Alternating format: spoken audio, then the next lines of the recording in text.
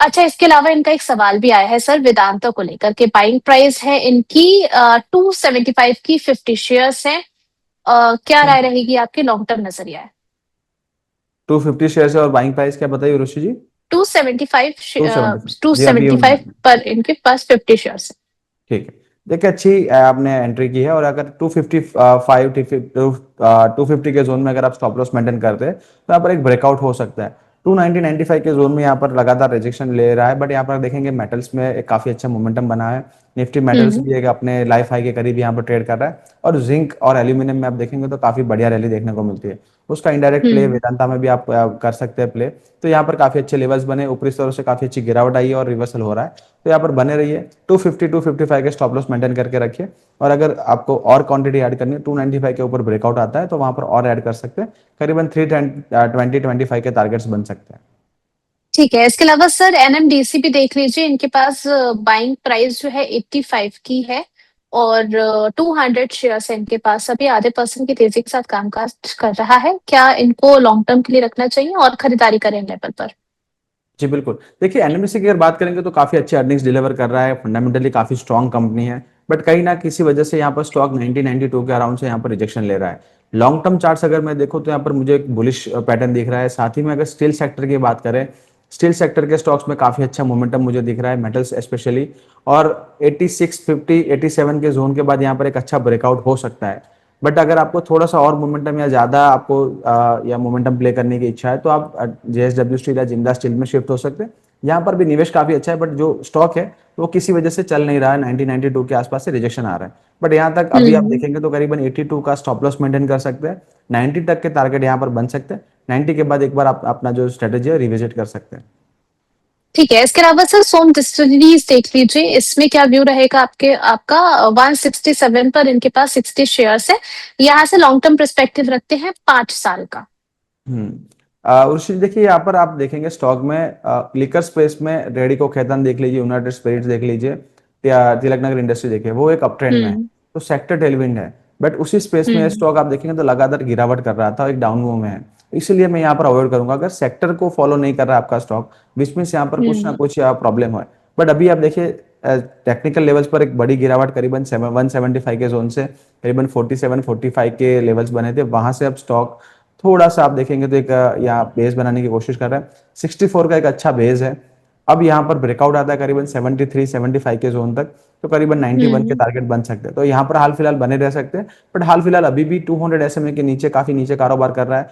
मुझे I doubt कि यहाँ पर अगर फिर से 64-63 के लेवल टूटते हैं तो फिर से अपना एक डाउन ट्रेंड कंटिन्यू कर सकता है। तो एक स्टॉप लॉस जरूर मेंटेन करिए 63 के आसपास। ऊपर की तरफ 92 के टारगेट बन सकते हैं। ठीक है, इसके अलावा सर नीलकमल देख लीजिए। पिछले कई सेशन से हम लोग इस पर बातचीत भी कर रहे हैं। अच्छा मोमेंटम में काउंटर नजर आया था। यहाँ पर श्वेता बनर्जी ने 2034 के लेवल पर एंट्री की हुई है। इनकी बाइंग प्राइस से कुछ नीचे अभी कामकाज कर रहा है। बने रहना चाहिए इन्हें? जी। देखिए थोड़ा सा लॉन्ग टर्म पर्सपेक्टिव है तो बिल्कुल बने रहना चाहिए, क्योंकि यहाँ पर आप देखेंगे तो एक अच्छा अप मूव आया था, करीबन 1200 से स्टॉक चला था। और करीबन जो हाईज है करीब अपना 2100 के अराउंड बने थे। अब वहां से करेक्शन हम्म। आ रहा है, करेक्शन जो हो सकता है करीबन 1800 1850 के जोन में जा सकता है, क्योंकि एक शार्प रैली के बाद अगर रिवर्सल आता है तो करीबन अपने जो मूविंग एवरेज से रिवर्सल टू मीन होता है। यहाँ पर डरने की जरूरत नहीं, मुझे स्टॉक अच्छा अपट्रेंड में लग रहा है, बट आपका व्यू जो है करीबन 6 to 8 मंथ्स का होना चाहिए। टारगेट्स जो है करीबन 2400 और 2800 के बन सकते हैं। Stop loss would be 1800। ठीक है, इसके अलावा जीई शिपिंग कल के डिस्कशन में शुमार था। यहाँ पर एक बायबैक की खबर भी निकल करके आई थी।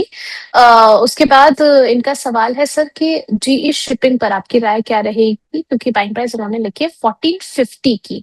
अभी 1% की गिरावट के साथ 1329 के भाव पर कामकाज कर रहा है। यहाँ पर क्या स्टॉप लॉस मेंटेन होना चाहिए, क्या स्ट्रेटेजी होगी? जी बिल्कुल, स्टॉप लॉस देखिए 1250 के अराउंड मेंटेन कर सकते हैं। एक बड़ी गिरावट आई है स्टॉक के अंदर। अगर फंडामेंटली देखेंगे तो काफी एक अच्छी कंपनी लग रही है, एक बड़ी मार्केट कैप है। पी अगर आप देखेंगे तो वैल्यूएशन वाइज भी काफी कम मल्टीपल में स्टॉक कारोबार कर रहा है। अपने जो बुक वैल्यू है करीबन 1 टाइम्स के साथ ही ट्रेड कर रहा है, तो काफी अच्छे यहाँ पर फंडामेंटल्स है। स्टॉक में वैल्यू हम्म। नहीं मिल रही है, स्टॉक में गिरावट देखी थी।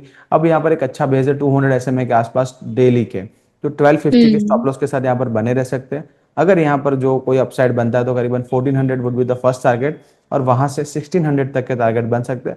मुझे रिस्क टू रिवॉर्ड जो रेशियो है काफी अच्छा लग रहा है जी शिपिंग में, तो यहाँ पर बिल्कुल बने रह सकते हैं।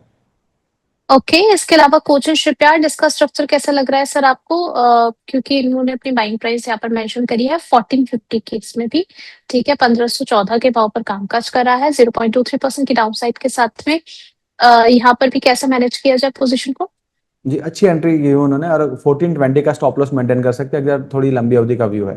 कोचिन में आप हम्म। देखेंगे तो यहाँ पर लगातार 1550 1570 के जोन में लगातार यहाँ पर रेजिस्टेंस फेस हो रहा है। अर्निंग्स भी जी। इतने अच्छे नहीं आए थे, और शिप बिल्डर स्टॉक्स में आप देखेंगे तो अमूमन यहाँ पर अभी बड़ी रैली देखने को नहीं मिल रही, बट एक बॉटम आउट प्रोसेस शुरू हो चुका है।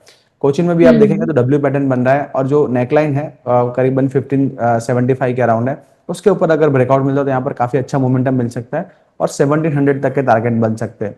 1565 1560 का एक जोन है जो 200 एसएम है, वहां पर एक बार रिजेक्शन हो सकती है, बट यहाँ पर काफी अच्छे लेवल से मुझे लग रहा है 1420 के स्टॉप लॉस के साथ बने रहना चाहिए। ऊपर की तरफ जैसे ही 1550 1570 का जोन निकालेगा, यहाँ पर एक अच्छा मोमेंटम बन सकता है। ठीक है, इसके अलावा सर सुपर चैट के जरिए साइप्रबिन जी का क्वेश्चन है टाटा टेक को लेकर के, इसमें एंट्री लेवल जानना चाह रहे हैं। टाटा टेक्नोलॉजी 792 के लेवल पर चल रहा है, आधे परसेंट से ज्यादा की गिरावट है, अभी थोड़ा वेट करें। अच्छे जोन है, और यहाँ पर आप स्टैगर्ड मैनर में एंट्री करना चाहते हो तो बिल्कुल कर सकते हैं। 790 हम्म। एक अच्छा सपोर्ट है, प्रीवियस ब्रेकआउट भी यहीं से हुआ था, और करीबन 880 के टारगेट्स बने थे। अब यहाँ पर एक अच्छी बाइंग अपॉर्चुनिटी हो सकती है। 740 एक दूसरा स्टॉप लॉस होगा, माफ कीजिए, वहां पर एक अच्छा सपोर्ट है 740 के आसपास, तो वहां पर दूसरी एक आप एंट्री कर सकते हैं। 690 के स्टॉप लॉस मेंटेन करेंगे, और यहाँ से अगर रिवर्सल बनता है तो करीबन 900 920 के टारगेट बन सकते हैं। अच्छा सर, इसके अलावा एक क्वेश्चन था यहाँ पर कि फार्मा है या फिर अगर हम बात करें मेटल सेक्टर है या डिफेंस है, इसमें से आपको बेटर कौन सा लग रहा है नई खरीदारी के लिए? इससे जुड़ा सवाल भी है हमारे पास में। जी, देखिए, अगर चार्ट बाय चार्ट कंपैरिजन करेंगे तो फार्मा में काफी दिनों से एक अच्छी मोमेंटम है, और करीबन हम्म। 26,600 के आसपास के लेवल्स बन रहे हैं। यहाँ पर भी अपने 24 ईएमए जो है यहाँ पर होल्ड करके सेक्टर में काफी अच्छी यहाँ पर टेलविंड है, तो मुझे लग रहा है यहाँ पर भी काफी हम्म। अच्छे चार्ट पैटर्न्स है। निफ्टी मेटल एक नया जो काउंटर है, जैसे मैंने अभी थोड़ी देर पहले ही बात की थी, निफ्टी मेटल के अंदर एक अच्छे पैटर्न्स बन रहे हैं, और एक बड़ी करेक्शन हम्म। के बाद निफ्टी मेटल तैयार है ब्रेकआउट के लिए। और साथ ही में हम्म। जो टेलविंड्स है, क्यों जो जैसे यूएस ट्रेजरी ने बॉन्ड बैक बाय अनाउंस किया था, डॉलर इंडेक्स काफी नीचे आ चुका है 99 के नीचे, तो मेटल्स के लिए एक अच्छा पॉजिटिव साइन है। यहाँ पर भी एक ब्रेकआउट है, तो मोमेंटम वाइज अगर देखना चाहे तो निफ्टी मेटल में अच्छा मोमेंटम है। Hmm. Second would be Nifty pharma, और थर्ड पर मैं डिफेंस रखना चाहूंगा, क्योंकि डिफेंस में अभी भी आप देखेंगे तो काफी सारे डिफेंस के स्टॉक जो है कंसोलिडेशन में। निफ्टी प्राइवेट डिफेंस के स्टॉक्स ने यहाँ पर काफी अच्छी रैली दिखाई है, but PSU defence hmm. Stocks में अभी भी आप देखेंगे तो थोड़ा सा लेगार्ड स्लगिशनेस है। इसकी वजह से निफ्टी ठीक डिफेंस है। में थर्ड नंबर पर रखना चाहूंगा। बट तीनों सेक्टर एक अच्छे जोन में है, और यहाँ पर सेक्टर रोटेशन होता रहता है, तो आपके अच्छे यहाँ पर निवेश के मौके बनेंगे। वरुण सर, आज के दिन के लिए कोई ऐसा स्टॉक जो आपके रडार पर है? जी, दो कॉल है। देखिए, दो स्टॉक्स मेरे ध्यान में, केन्स टेक्नोलॉजी में आप देखेंगे तो लगातार एक हाई हाई हाई लोस के पैटर्न बन रहे हैं। एक गैप जोन था, वो गैप जोन फिल हो चुका है, करीबन 3995 के आसपास के यहाँ पर लेवल्स बन रहे हैं।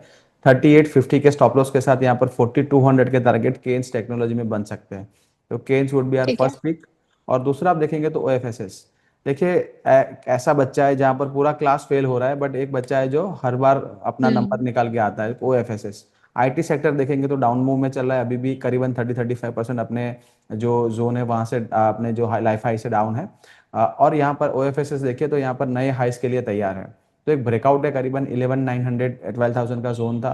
यहाँ पर ब्रेकआउट अगर सस्टेन होता है तो करीबन 13,000 13,500 के टारगेट बन सकते हैं। स्टॉप लॉस आपका रहेगा करीबन 11,350 के आसपास। 11,315, चलिए ठीक है सर। आप टाइम होराइजन भी दोनों में बता दीजिए, केन्स टेक पे 4200 के अगर टारगेट अचीव करने हैं तो कितना वेट करना पड़ेगा, एंड ओएफएसएस में भी जरा बता दीजिए क्या टाइम होराइजन रखना है। देखिए, केन्स ऐसा स्टॉक है, अगर चाहे तो आज ही आपके टारगेट आ सकते हैं, बट वहां पर हम 1 to 2 वीक्स का व्यू रखेंगे। ओएफएसएस में अंदर हमारा करीबन 3 to 6 वीक का व्यू रहेगा।